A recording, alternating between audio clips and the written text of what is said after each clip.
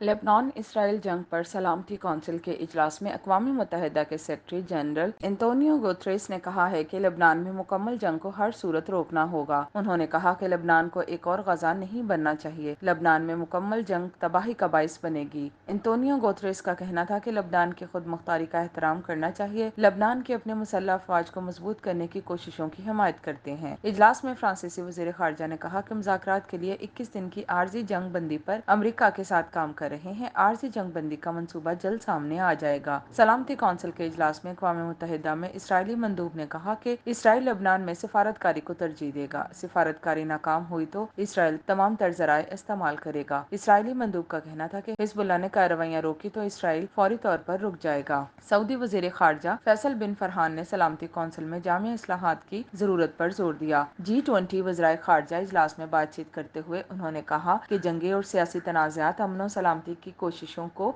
सबूताज़ करते हैं। खित्ते में बढ़ते बहरानों से निमटने के लिए जामी इस्लाहात ज़रूरी हैं।